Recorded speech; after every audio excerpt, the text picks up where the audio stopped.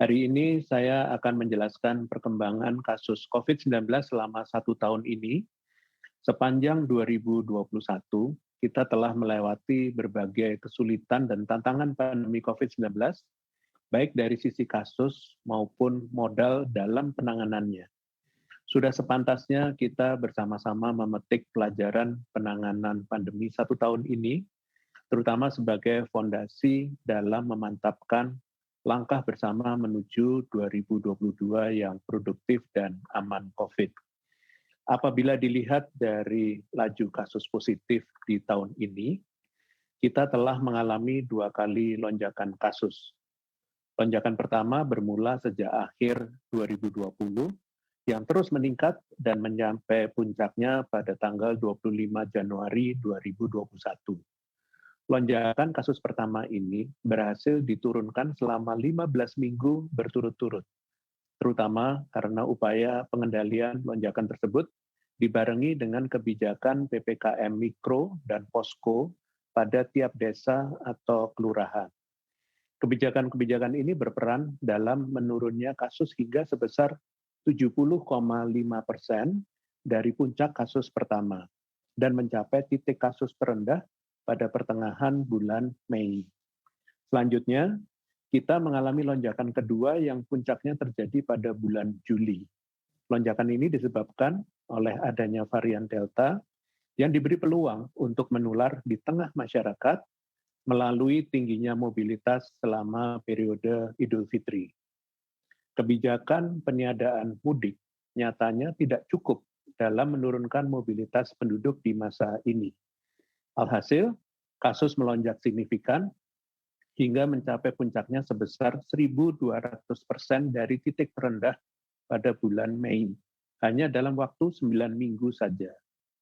Berkat usaha keras seluruh pihak, khususnya peran aktif masyarakat dalam menurunkan kasus, lonjakan kedua berhasil ditangani dan hingga saat ini kasus telah turun selama 23 minggu berturut-turut sejak puncak kedua. Terlebih lagi, kasus telah berhasil diturunkan hingga hampir 100%, yaitu 99,6%. Jauh lebih rendah dibandingkan penambahan kasus positif pada bulan Januari, bahkan lebih rendah dibandingkan periode sebelum lonjakan pertama.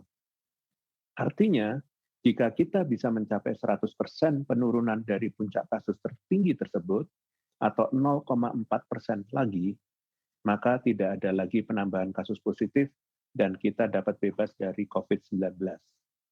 Selaras dengan kasus positif, perkembangan baik juga teramati dari segi persentase kasus aktif, persentase kesembuhan, dan jumlah kematian. Persentase kasus aktif yang sempat mencapai puncaknya pada lonjakan kedua hingga sebesar 18,84%, saat ini hanya berada pada angka 0,11%. Sementara persentase kesembuhan yang pernah berada pada angka terendah yaitu 79,28%, telah berhasil ditingkatkan kembali pada saat ini angkanya sebesar 96,51%. Dan tak kalah penting, angka kematian.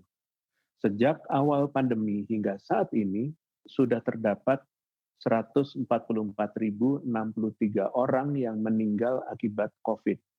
Dan ini adalah angka yang sangat besar. Di dalamnya mungkin saja terdapat sanak saudara dan orang-orang tercinta kita yang turut berpulang akibat virus ini.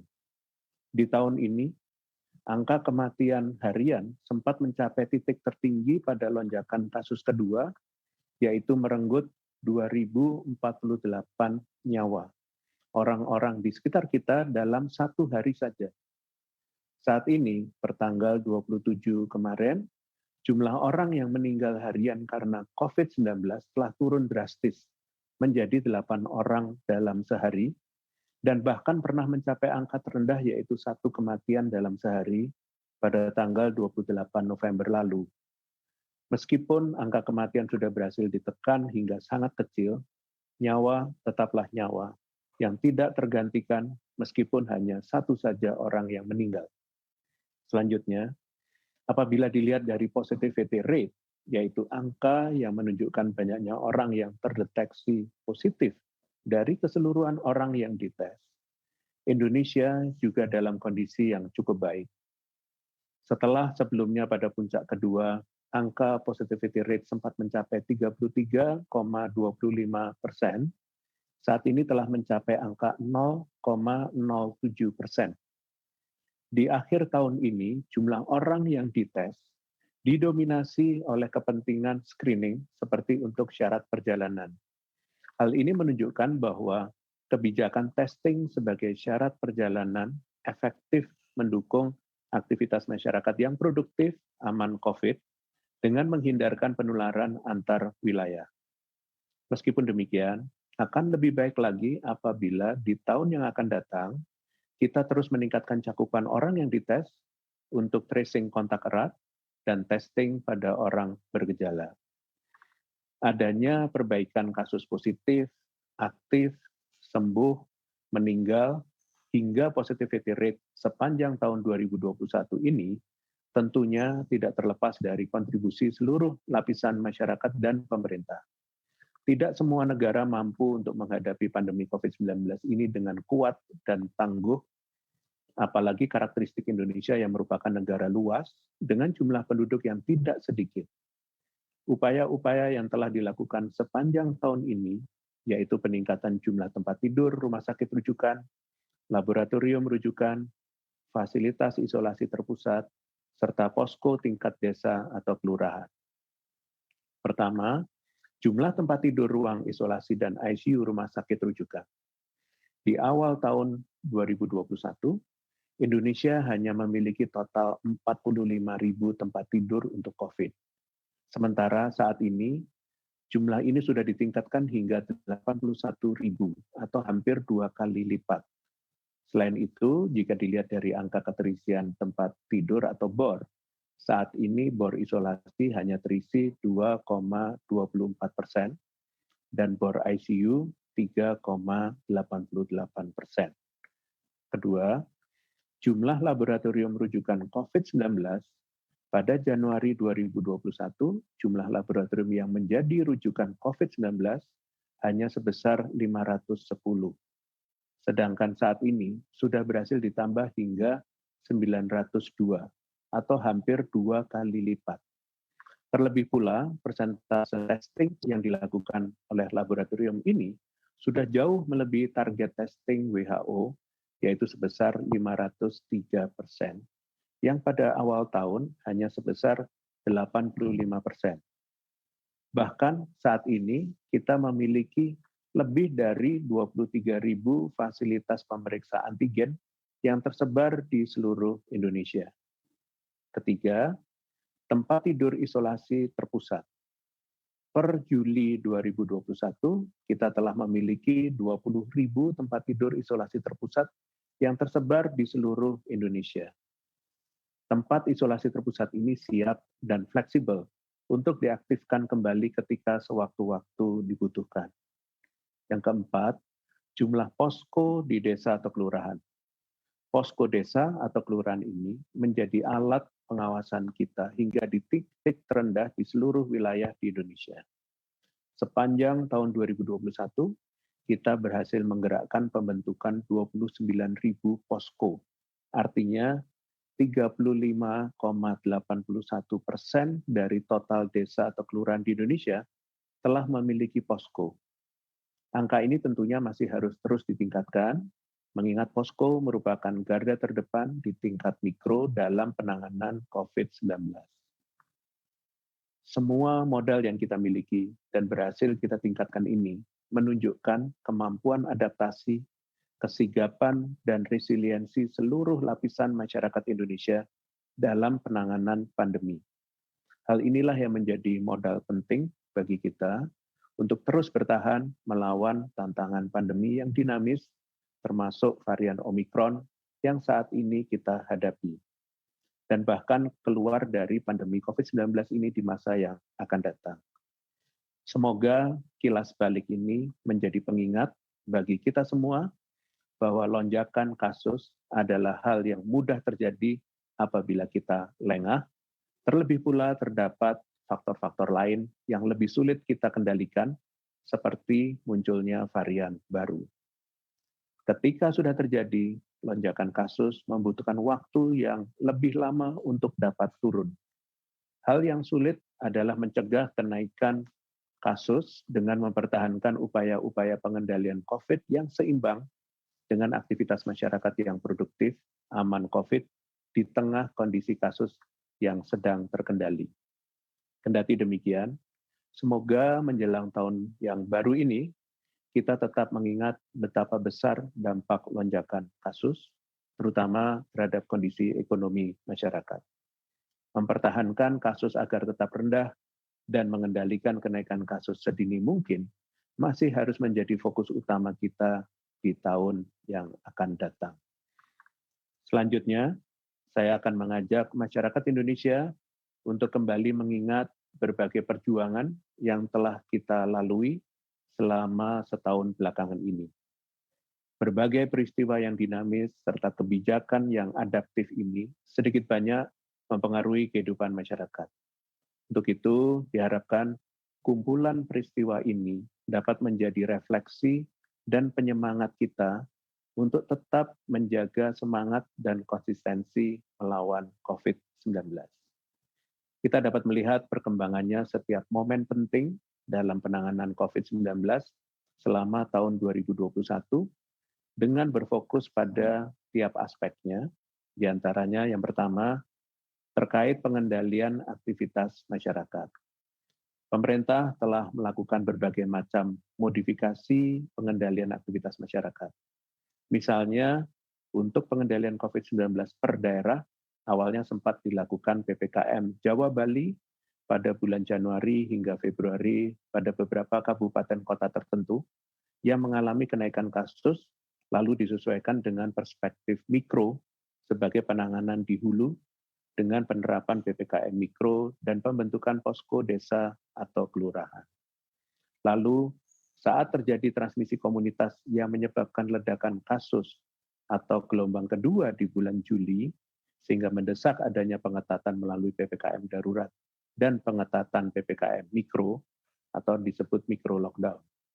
Setelah kasus konsisten turun dan dibutuhkannya pemulihan ekonomi masyarakat secara cepat, di mana di tahun ini berada di rentang 3,7 sampai dengan 4,5, maka ditetapkanlah instrumen pengendalian aktivitas masyarakat yang berkelanjutan dengan pendekatan level kabupaten kota untuk menimbang seberapa besar pengetat longgaran pengendalian di kabupaten atau kota.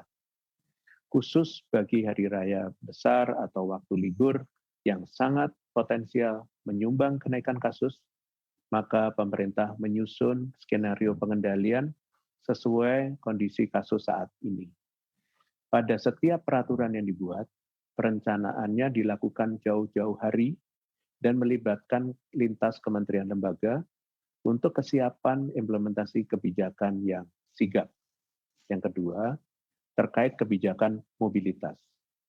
Baik mobilitas di dalam negeri maupun luar negeri sangat penting diatur demi mencegah lonjakan kasus akibat perluasan penularan dari satu wilayah ke wilayah lain, baik di dalam satu negara, bahkan lintas negara.